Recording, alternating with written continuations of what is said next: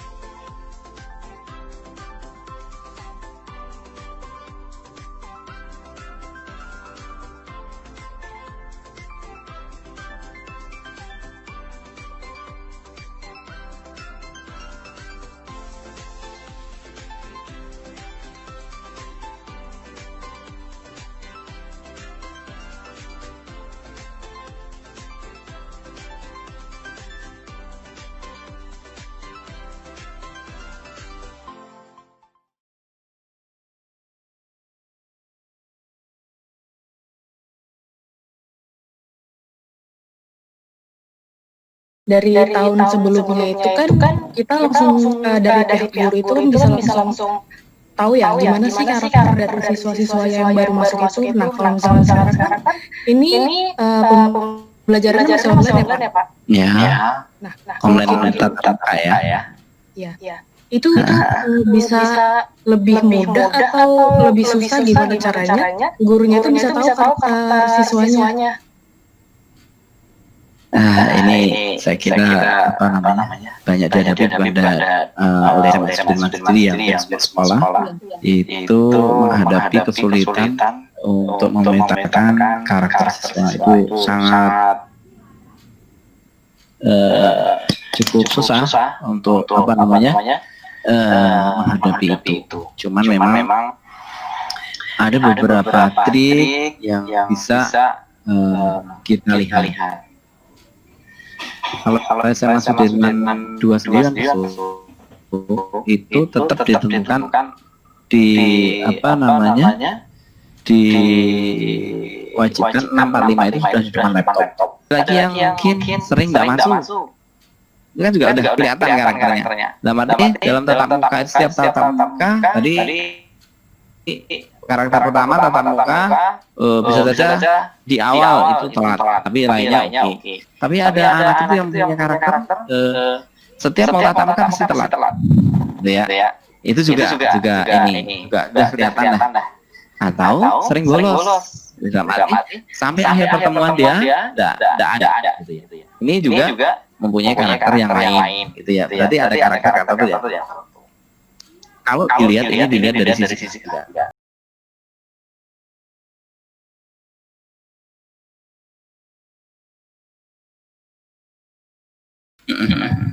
Struktur organisasi itu kan udah ada strukturnya Pak. Itu semuanya berjalan lancar Pak. Nah kalau misalkan dari salah satu dari struktur itu nggak ada, itu gimana caranya Bapak tetap ada isinya? Apakah diganti atau ada penggantinya sementara?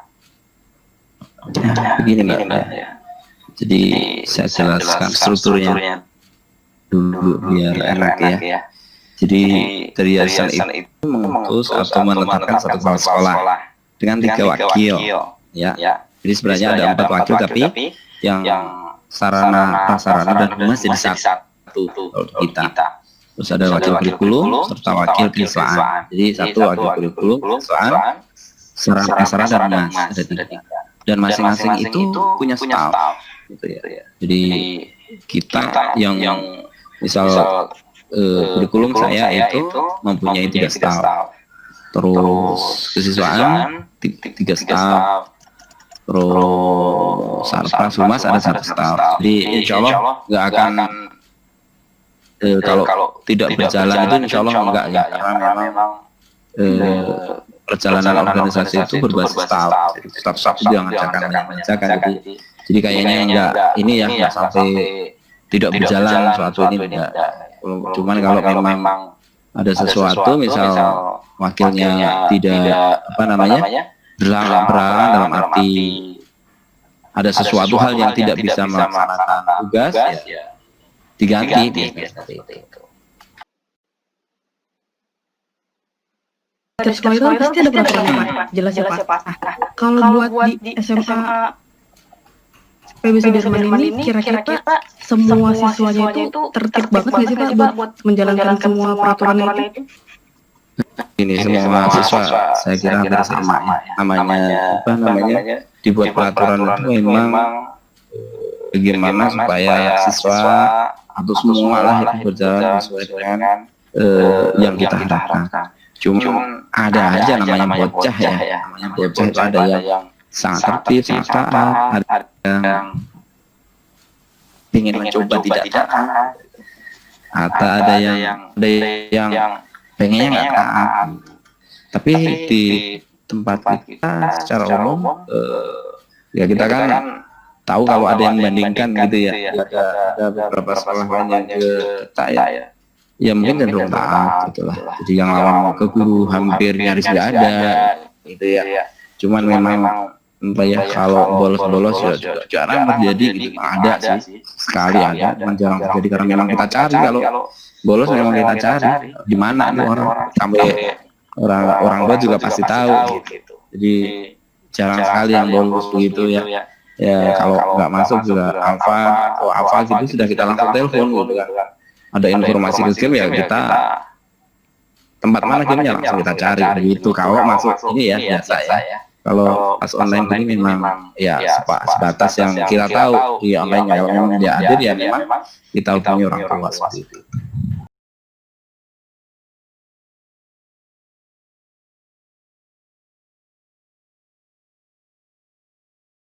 Ya, kegiatan tahunan kita biasanya sih memang kalau sebelum pandemi kita ada 17 Agustus ya upacara bersama.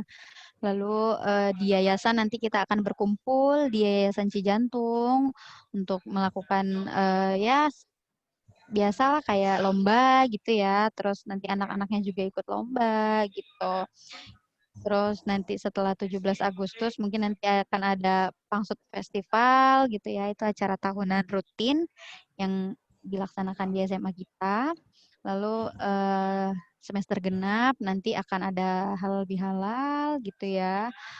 Terus nanti akan ada tablik akbar juga.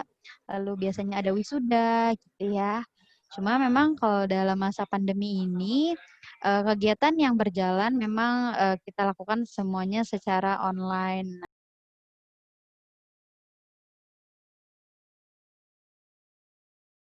Program kokurikuler ini adalah pelajaran tambahan untuk kelas 10 dan kelas 11.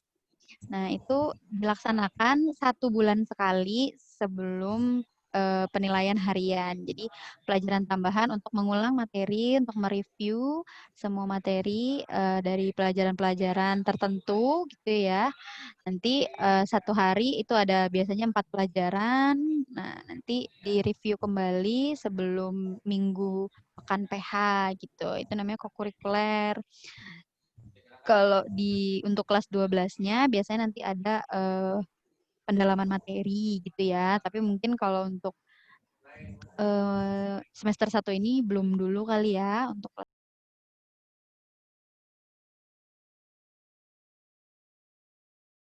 yang membangun anak-anak supaya lebih baik lagi. Sebenarnya kegiatan kita sehari-hari juga sudah membuat anak-anak harusnya lebih baik lagi gitu ya. Secara logika kalau kita setiap hari ngaji gitu kan. Terus nanti di program-program kokurikuler gitu juga ada. Lalu kegiatan-kegiatan keagamaan sih ya. Biasanya kalau kita seperti nanti kalau misalkan tidak ada pandemi biasanya kita ada mabit gitu ya. Untuk kelas 10, kelas 11 dan kelas 12. Relatif ada anak yang suka dengan peraturan yang Sudirman tetapkan dan ada yang tidak suka. Kalau saya pribadi, saya setuju dengan peraturan yang Sudirman telah tetapkan. Karena emang peraturan yang Sudirman tetapkan itu berdasarkan sama syariat Islam. Kayak penggunaan siput, biasanya masih anak perempuan itu ada susah kalau disuruh pakai siput. sama celana yang cingkrang. Anak perempuan lebih dominan menggunakan rok yang cingkrang dibandingkan rok yang panjang kaki. Cukup.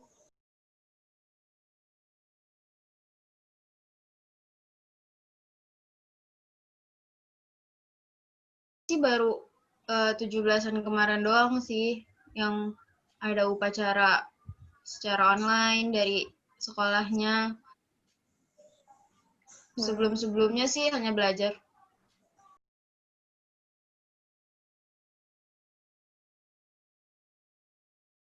Kerugian ada hambatan sih di sekolah itu, khususnya bagi anak basket sama anak futsal. Biasanya sulit mendapat perizinan karena biasa turnamen basket dan futsal itu ada di hari-hari di mana jam pelajaran sedang dimulai.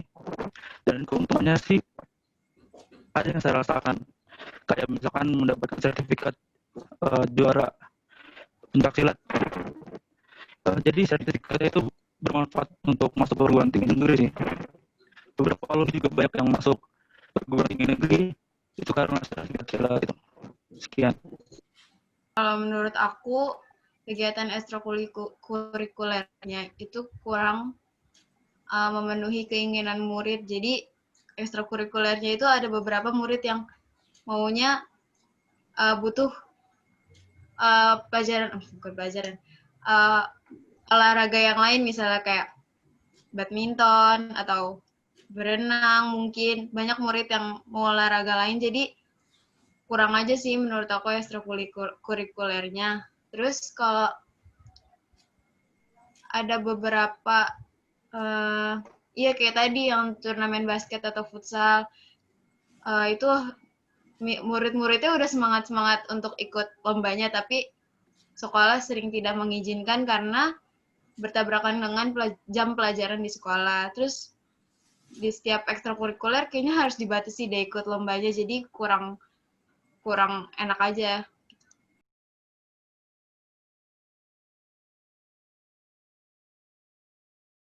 Kita lakukan di sekolah yang positifnya itu kayak tadarus. Kalau tadarus kan emang setiap pagi udah diwajibkan untuk murid-murid sebelum dimulai pembelajaran.